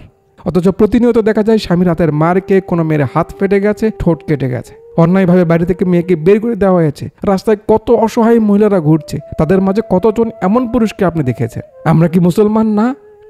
সাজিয়া শ্বাস নিতে পারছে না, তার কষ্ট লাগছে। বেলাজি শান্ত হতে বলছে। একটু শান্ত হয়ে সাজিয়া বলে, স্যার বিবাহ ইসলামে একটা স্বীকারোক্তি, ইকরার নামা, কন্ট্রাক্ট, কিন্তু এটা শুধু কন্ট্রাক্টই না, বিবাহের সঙ্গে সঙ্গে মানুষটার মহাব্বত, ভালোবাসা ও দায়িত্বেরও একটা দায়ভার। যখন কোনো মানুষ বিবাহের মতো একটা দায়িত্বকে ফাঁকি দিয়ে ভালোবাসার মানুষটাকে ঠকিয়ে অন্য কারোর সঙ্গে জড়িয়ে যায়, তখন হয় না শরীয়তের অপমান?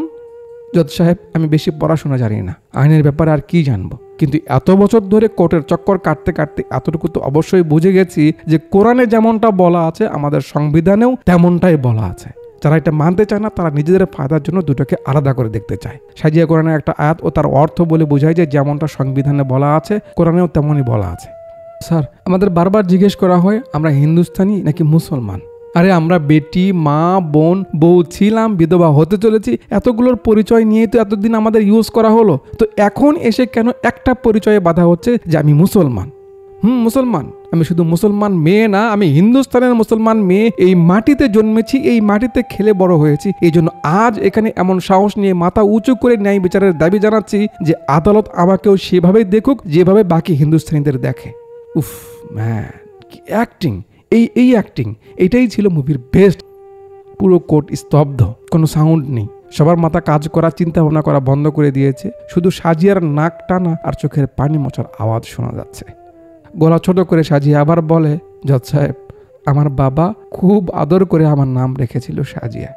এই নাম এখন আমাদের সমাজে একটা গালি হিসেবে দাগ পড়ে গেছে। আমি হিন্দুস্তানের মেয়ে, সেই দাগ তুলে ফেলতে এখানে এসেছি। যদি আজ এখানে ন্যায় বিচার না পাওয়া যায় তাহলে মনে রাখবেন দেশের কোনো মুসলমান তার সন্তানের নাম সাজিয়া বানু রাখবে না।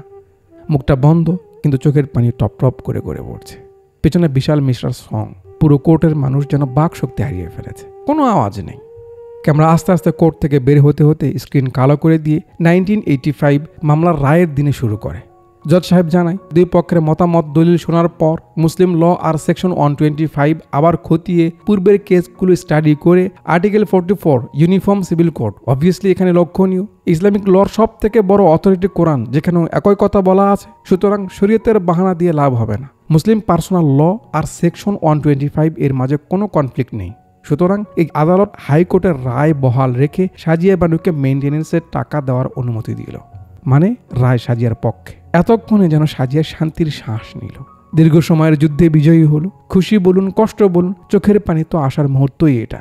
সাজিয়া যোদ্ধার মতো কোর্ট থেকে বের হয়ে আসে, বারান্দায় একটু তাকিয়ে দেখে আহমদকে। মানে শেষবারের মতো দুবাইয়ের ছাগল দেখে নিল যে গাদ্দার ধোকাবাজ কেমন হয়, চেহারা সহ কাউকে বোঝাতে গেলে যেন তাকে দেখাতে পারে। মিডিয়া ভিড় করে, সাজিয়া সামনে না এসে সেখান থেকে চলে যায়। আর সিন বর্তমানে আসে। কি মনে আছে ওই যে মুভির শুরুতে ইন্টারভিউ নেওয়া হচ্ছিল, এই সেই সাজিয়া বানুর গল্প। ইন্টারভিউয়ের দিদি জিগাই, তো এখন কি করা হচ্ছে বা প্ল্যান কি? সাজিয়া বলে, তেমন কিছু না, বাচ্চাদের পড়ায়, সেখান থেকে যা পাই চলে যায়। আচ্ছা, তো মুভিতে অনেক মেসেজ দেওয়া হয়েছে, তার মাঝে আমি আমার অপিনিয়ন শেয়ার করছি, ভালো করে শুনবেন এবং মাথায় রাখবেন। দুইটা ব্যাপার বলবো। প্রথমত, ইসলামের চেয়ে সুন্দর পৃথিবীতে কোনো আইন নেই। আপনি মানুন আর না মানুন, ইসলামে যেভাবে প্রতিটা ব্যাপারে সমাধান দেওয়া আছে, পৃথিবীর অন্য কোনো ধর্ম বা জাতে বুঝি এমন নেই। ইসলামে লজিক ছাড়া কোনো আইন নেই, লাভ ছাড়া কোনো কাজ নেই, সমাধান নেই, এমন কোনো সাবজেক্ট নেই। দ্যাটস ইসলাম। সব থেকে মজার ব্যাপার কি জানেন? ইসলামে মানুষের সুবিধার জন্য সবকিছু সহজ করা হয়েছে, চাই সেটা আল্লাহকে মানা নিয়ে হোক বা নিজের জীবন চালাতে হোক। আপনার কাছে অসহ্য মনে হচ্ছে, এতটা কঠিন মনে হচ্ছে যে এটা কেউ কিভাবে করতে পারে, আপনার কোনো ক্ষতি হওয়ার সম্ভাবনা আছে, আপনার লজিকে ঢুকছে না, মানবিকতায় মিলছে না, কোনোভাবে ব্যাপারটার সেন্স দেখাচ্ছে না, তাহলে 100% শিওর থাকবেন ওইটা ইসলামে বলাই হয়নি, ওইটা ইসলামে নেই। যারা ইসলামকে ফলো করে, আল্লাহর আইন ফলো করে, তারা জানে যে আল্লাহ সবকিছু কত সহজ করে দিয়েছে আমাদের জন্য। কিন্তু যারা মানে না, যারা বোঝে না, যারা হজ করে এসে নিজেকে আলেম ভাবে, যারা দাড়ি টুপি পরেই মুসলিম দাবি করে, তারা ইসলামকে, আল্লাহর নিয়মকে কমপ্লিকেটেড, কঠিন বানিয়ে দিয়েছে। যারা নিজেদের ফায়দার জন্য ইসলামকে ঘুরিয়েছে। মনে রাখবেন, যে কাজ মানবতার বিরুদ্ধে, যে কাজ আপনার মনে হবে না এটা বুঝি ঠিক করলাম না, ইসলাম সেটা নিষেধই করেছে। যে কাজে মানুষের উপকার হবে, কারো ক্ষতি হবে না, যে কাজে কোনো ময়লা নেই, সেটাই আল্লাহ করতে বলেছে। এর জন্য আপনাকে কোনো টুটকা মুন্সি বা কোনো হুজুরের কাছে যেতে হবে না, আপনার বিবেক বলবে। দ্বিতীয় যে ব্যাপারটা আমি উল্লেখ করতে চাই সেটা হলো হাজব্যান্ড ওয়াইফ, ছেলে বা মেয়ের ব্যাপারে। দুনিয়ার সূত্র হলো প্রতিটা মানুষের নিজস্ব একটা অভ্যাস থাকে, ভালো লাগা থাকে, মতামত থাকে, রুটিন থাকে, যা অপর মানুষের থেকে আলাদা হয়। মাঝে মাঝে কিছু কিছু ব্যাপারে একে অপরের সাথে মিলে যাবে, বাট সব কিছু মিলবে না, সেম হবে না। এটা জানেন তো নাকি? এবার আসুন, জন্মের পর থেকে বিয়ের আগ অবধি একটা মেয়ের লাইফ কেমন থাকে। হাঁটতে পারা থেকে শুরু করে বুদ্ধি হওয়া অবধি, বুদ্ধি হওয়া থেকে বোঝা অবধি, বুঝতে পারা থেকে 18 বছর অবধি, 18 বছর থেকে ম্যাচিউর হওয়া অবধি, ম্যাচিউর হওয়ার পর আবার বিয়ে অবধি। এই ধাপগুলোতে একটা মানুষের লাইফ রুটিন, ভালো লাগা, পছন্দ, চয়েস, সিদ্ধান্ত কতবার পরিবর্তন করতে হয়, কতবার পাল্টাতে হয়, চাই নিজের ইচ্ছেতে হোক বা পরিবেশ, পরিবারের কারণে হোক। ভেবে দেখেছেন কি? আমার কথা শেষ হলে একটু ভেবে দেখেন, দেখবেন অনেকবার পরিবর্তন করতে হয়েছে। তো পরিবর্তন করতে করতে যখন ম্যাচিউর হলো, তখন মেয়েটার মাথায় বসে গেল যে এখন সে যা করছে, যেভাবে চলছে, থাকছে, পরিবার যেভাবে ট্রিট করছে, ব্রেন সেটাকেই স্বাভাবিক মনে করে নিচ্ছে, সেটাকে অভ্যেস বানিয়ে নিচ্ছে, এভাবেই সে চলছে। এরপর যখন প্রসঙ্গ আসে বিয়ের, তখন পৃথিবীর প্রতিটা মেয়েই স্বপ্ন দেখে হাজব্যান্ড এমন হবে। সবার একই কথা, হাজব্যান্ড তাকে এতটা ভালোবাসবে যে সে দুনিয়া ভুলে যাবে। সেম ছেলেদের ব্যাপারেও তারাও এমন বউ চায়। সাজিয়ার বিয়ের পর তার হাজব্যান্ড যেমনটা কেয়ার করতো, সব মেয়ে তো এমনটাই ইচ্ছে নাকি? সিনেমায় কল্পনায় যেমন একটা পারফেক্ট হাজব্যান্ড হয়, সব মেয়েদের তো এমনটাই চাওয়া নাকি? এবার বিয়ে হয়ে গেল, বিয়ের পর 6 মাস 1 বছর অবধি প্রতিটা হাজব্যান্ড সেম কল্পনার মতোই হয়। বিয়ের পর সব ছেলে যেন রাজকুমার, হিরো, রোমান্সে ভরপুর, বাড়ি থেকে বের হয় না, বউ ছাড়া গোসল করতে যায় না, নিজের হাতে বউকে খাইয়ে দেয়, ব্যবসা চাকরি সব ছাড়তে রাজি, তার সঙ্গেই থাকবে। বাবা মা লোক লজ্জার পরোয়া করে না, যেন বউয়ের আঁচল তার শার্ট। মানুষ বলে বউ পাগলা, তাতে তার সমস্যা নেই, তার শুনতে ভালোই লাগে। সন্ধ্যা লাগতে দেরি, তার বাসায় ফিরতে দেরি হয় না। বউকে জড়িয়ে ধরে না শুলে তার ঘুম ধরে না। প্রথম তো রাতে 2-3 বার করে বাসর রাত হতো, তারপর আস্তে আস্তে প্রত্যেক দিন। মানে কোনো কিছুরই লিমিট নেই। ছেলেটা বই এতটা খেয়াল রেখেছে, তাকে এতটা ভালোবাসে। বিয়ের আগে মেয়ে যেমনটা হাজব্যান্ড আশা করেছিল, ছেলেটা তেমনই। যে মেয়ে সকাল 9টার আগে ঘুম থেকে উঠতো না, ভাত খাওয়াতে হতো জোর করে, নিজের ইচ্ছে মতো সবকিছু করতো, বাধা দেওয়ার মতো কেউ ছিল না। বাবা মা তো আদর করে মাথায় বসিয়ে রাখতো। সে তার সবগুলো অভ্যেস, সব কিছু পাল্টে ফেললো। কেন? হাজব্যান্ডের কারণে। কারণ তার হাজব্যান্ডটা মনের মতো হয়েছে। এখন সে সকালে ওঠে, কাজ করে, রান্না করে, শ্বশুর শাশুড়ির খেয়াল রাখে, সবকিছু ঠিকঠাক চলছে, তারাও আদর করছে, কোনো সমস্যা নেই। নতুন যে পরিবেশে আসলো, হাজব্যান্ড যেভাবে ট্রিট করছে, সবকিছু ব্রেন অ্যাকসেপ্ট করে নিল। এই সবকিছু তার অভ্যেসে পরিণত হচ্ছে দিন দিন। মেয়ের শরীরে খুশির হরমোন বাড়ছে। যে মেয়ে বাপ মাকে না দেখে থাকতে পারতো না, সে হাজব্যান্ড ছাড়া কিছুই বুঝতে চায় না। ব্রেন এতটা তাকে মেনে নিয়েছে, সেই মানুষটা এখন তার অভ্যেসে পরিণত হয়ে গেছে। এভাবে 6 মাস, 1 বছর, 2 বছর যাচ্ছে, মাঝে 2 একটা সন্তানও হয়েছে। তো এখন এসে রোজ সন্ধ্যায় বাড়ি ফেরার লোকটা 12টায় বাড়ি ফেরে। কথায় কথায় ঝাড়িয়ে মারে। যেখানে সপ্তাহে 3 দিন বাসর হতো সেখানে এখন মাসের পর মাস চলে যায়, তার সঙ্গে সইতে পারে না। বউ ছাড়া যে লোকটা ঘুমাতে পারতো না সে এখন একা এক রুমে ঘুমায়। আরে কথা বলবো, বিয়ের পর যেমনটা ছিল সব কিছু পাল্টে গেছে, একেবারে ভিন্ন রূপ তার। নতুন নতুন যে বইয়ের মুতের গন্ধ তার নেশা লাগতো, এখন কিস করতে গিয়ে নাকি তার গায়ের গন্ধে রুচি থাকে না, এমন তার কাছে না আসার বাহানা। তাহলে বলুন এখন মেয়েটার কি করা উচিত, কি করবে সে? বলতে পারেন সেও পরিবর্তন হোক, পরিবর্তন হওয়া উচিত, অভ্যেসগুলো পাল্টে ফেলা উচিত, নতুন করে অভ্যেস বানিয়ে নিক, একা থাকা শিখে যাক, হাজব্যান্ড যেমনটা করছে সেটাকেই মেনে নিক, সেটাকে অভ্যেস বানিয়ে নিক। ছোট থেকে তো এই অবধি এতবার অভ্যেস পাল্টে আসলো, এখন পাল্টাতে কি সমস্যা, তাই না? এটা বলতে পারেন না? জি একদম। কিন্তু মেয়ের ব্রেন যে কনফিউশনে আটকে আছে, সে ভাবছে না না লোকটা পাল্টে যায়নি, পরিবেশের কারণে হয়তো এমন করছে, কিছুদিন পর ঠিক হবে বা পরে হয়তো আবার আগের মতোই হবে। এই আশায় থাকতে থাকতে ধুম করে শোনা যায় তার হাজব্যান্ডের অন্য একটা মেয়ের সঙ্গে সম্পর্ক, তার অন্য কাউকে ভালো লেগে গেছে, সে এখন তাকে সময় দেয়। অন্য মেয়ের প্রতি তার সেম ফিলিংস যেমনটা বিয়ের পরপর তার সঙ্গে ছিল। বলুন এবার এই মেয়ের কি করা উচিত, কি করবে সে, কিভাবে কি করবে আপনি বলুন? যদি হাজব্যান্ড আগে বলতো সে পাল্টে যাবে, যদি সে শুরুতে ওসব আদর না দেখাতো, যদি সে লিমিটের মাঝে থাকতো, মেয়েটার তাকে ছাড়া ঘুমানোর অভ্যেস হতো, সবকিছুর প্রতি সে এক্সপেকটেশন রাখতো না, কোনো কিছু অভ্যেসে পরিণত করতো না, আর না তার রিয়াকশন সাজিয়ার মতো হতো। এখানে তো সাজিয়া জাস্ট কেস লড়ছে টাকার জন্য। এখনকার সাহসী মেয়ে হলে আমি বলতাম তার নুনু কেটে নেওয়া উচিত ছিল, ছেলের পিছন দিয়ে ললিপপ ঢোকানো উচিত ছিল, তার হাত পা বেঁধে নুনুর সঙ্গে ইট ঝুলানো উচিত ছিল, বুক চিরে কলিজা বের করে তাতে পিঁপড়া ছেড়ে দেওয়া উচিত ছিল। মানুষটা এক পরিবার ছেড়ে, নিজের পুরনো অভ্যাস ছেড়ে, কোনো কিছু নতুন করে প্ল্যান না করে হাজবেন্ডের দেখানো স্বপ্নতেই বেঁচেছিল, হাজবেন্ডের আদর ভালোবাসাকে অভ্যেস বানিয়ে নিয়েছিল। যে অভ্যেস আপনি করিয়েছেন তার খেয়াল কে রাখবে? নতুন অভ্যেস ধরিয়ে দিয়ে আপনি আপনার মতো পাল্টে যাবেন, সে কি করে পাল্টাবে? নতুন মেয়ের কাছে যাওয়া আপনার আমার ভালো লাগতে পারে, কিন্তু বউরা যে এমন না, অন্য পুরুষের কাছে গেলেও তার সঙ্গে আগে সম্পর্ক গড়তে হয়, ভালো লাগা থাকতে হয়, ফিলিংস আসতে হয়। সে কি করে চুপচাপ আরেক পুরুষের নিচে গিয়ে শুবে? আমরা ছেলেরা কি এটা মেনে নিতে পারবো? বউ যদি এমন করে লাথি মেরে তাকে তাড়িয়ে দিব। বলতে পারেন তাহলে কি পরকীয়া হচ্ছে না? জি হচ্ছে, কিন্তু তার পিছু ছেলেদের হাত। ছেলেরা গিয়ে ফুসকায় যে বউ এমন করছে, নিশ্চয় তার হাজব্যান্ড তার খেয়াল রাখছে না, তার কেয়ার করছে না। যখন অন্য কেউ সেই কেয়ারটা করছে, ব্রেন তো তাকে মেনে নেবেই। যে মেয়েদের জাতের সমস্যা তাদের নিয়ে তো কথা বলে কিছু হবে না। সো মেয়েরা সাবধান হয়ে যান, কাউকে নিজের অভ্যেস বানিয়ে নিয়েন না। আর ছেলেরা একটু বোঝার চেষ্টা করুন সে আপনার জন্য কি ছাড়লো, কি করলো। একজন বিবাহিত পুরুষ যদি কষ্টে থাকে, তার পেছনে যেমন আমরা বউকে দোষারোপ করি, তেমন এটাও মাথায় রাখেন যে বিবাহিত পুরুষ বিপদে পড়লে সবার আগে সেই বউটাই পাশে থাকে। ঝগড়া করে কিন্তু খাবারের সময়ের আগে সেই খাবারটা রেডি করে। ঝগড়া করতে করতে আপনার কাপড়গুলো সেই পরিষ্কার করে। সন্তানের দায়িত্ব দুজনারই সেম, বরং বাবার বেশি। কিন্তু সন্তান হওয়ার পর বইয়ের চামড়া ঝুলে যায়, বডি ফিগার নষ্ট হয়ে যায়, সন্তানের জন্য সে ক্যারিয়ার ছেড়ে দেয়, অথচ হাজবেন্ডের চামড়া টাইট মেয়ে পছন্দ। বিয়ের প্রথম রাতের মতো বউ আবার চাই, এখন আর একে ভালো লাগে না, গা থেকে গন্ধ আসে। আরে বাচ্চাটা তো আপনিই দিয়েছেন না, আপনি 2-4 দিন কোলে করে নিয়ে ঘুরুন, আপনার কোলে প্রসাব করুন, তার পায়খানা আপনি পরিষ্কার করুন, দেখবেন আপনার গা থেকে গন্ধ আসবে। বললে অনেক বলা যাবে, কথা শেষ হবে না। তো আমি জাস্ট আমার মতামত বলেছি, আমার কথাগুলো আপনার ভালো নাও লাগতে পারে, আপনার যুক্তির সাথে নাও মিলতে পারে, কিন্তু যদি আপনার মনে হয় আমি ঠিক বলেছি, আপনার ভালো লাগে, মাথায় রাখেন। ভিডিও কেমন লাগলো কমেন্ট বক্সে জানাতে ভুলবেন না। যদি লাইক শেয়ার সাবস্ক্রাইব না করে থাকেন তাহলে করে দিবেন। ভিডিও ডিসক্রিপশনে আমার ফেসবুক আইডির লিঙ্ক রয়েছে, সেখানে গিয়ে একটু ফলো মলো দিয়ে আইসেন। উপরে যদি হকারি করে থাকে ওটা নিয়ে সিরিয়াস হওয়ার দরকার নেই, ওটা জাস্ট একটা বিজনেস, আপনাকে ওদিকে কান দিতে হবে না। এতক্ষণ পর্যন্ত আমার সঙ্গে থাকার জন্য আপনাদের সবাইকে অনেক অনেক ধন্যবাদ।